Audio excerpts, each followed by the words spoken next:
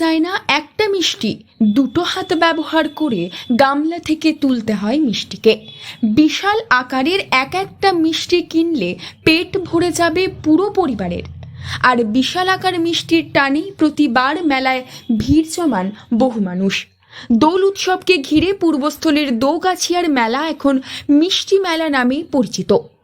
দোলের দিন থেকে শুরু হওয়া 4 দিনের এই মেলায় বিভিন্ন জিনিস বিক্রি হলেও এখানকার বিশাল আকারের মিষ্টি ক্রেতাদের অন্যতম আকর্ষণ হয়ে উঠেছে। এই বছরও 5 টাকা থেকে শুরু করে 1,500 টাকা মূল্যের মিষ্টি কিনতে ভিড় জমাচ্ছেন অগণিত ক্রেতা। অনেকে মিষ্টি কিনে খাচ্ছেন, আবার আত্মীয়দের জন্য কিনেও নিয়ে যাচ্ছেন অনেকে। তবে এই মেলা মিষ্টি মেলা নামে পরিচিত হলেও স্থানীয় জমিদার বাড়ির দোল উৎসব উপলক্ষেই মেলা বসে। এই প্রসঙ্গে সুজিত ঘোষ নামের এক স্থানীয় বাসিন্দা বলেন, মিষ্টির মেলা তো নয়, এটা হচ্ছে কি দোল উৎসব থেকে আনুমানিক 500 বছর আগে থেকে এই জমিদারদের পরিচালনায় দোলটা হয়ে থাকে।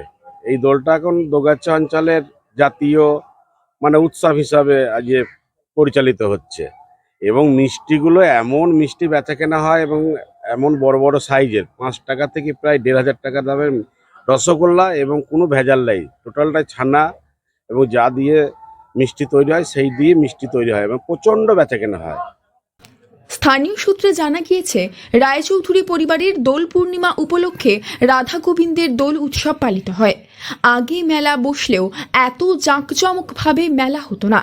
তবে প্রায় 4 দশক ধরে জাঁকজমকভাবে এখানে হচ্ছে বড় মিষ্টির মেলা।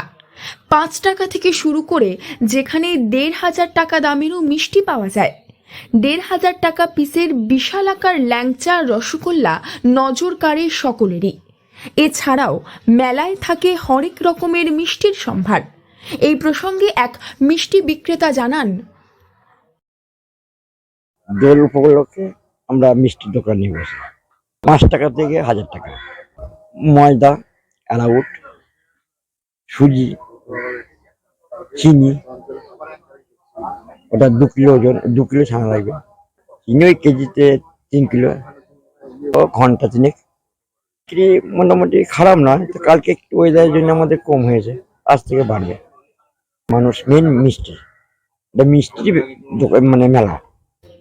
দোলের দিন থেকে শুরু হওয়া এই মেলা চলে 4 দিন পর্যন্ত। বিশাল আকার মিষ্টি দিয়ে দোগাছিয়া গ্রামে আত্মীয় আপ্যায়নের রেওয়াজও চলে আসছে গত কয়েকশো বছর ধরে। অন্তত তেমনটাই মত স্থানীয়দের। এই মেলায় মিষ্টি কেনার জন্য পূর্ব বর্ধমান জেলা ছাড়াও অন্যান্য জেলার মানুষেরাও ভিড় জমান। মিষ্টিই যেন এখন এই দোল মেলার অন্যতম আকর্ষণ। পূর্ব বর্ধমান থেকে বনোয়ারিলাল চৌধুরীর রিপোর্ট, লোকাল 18 বাংলা।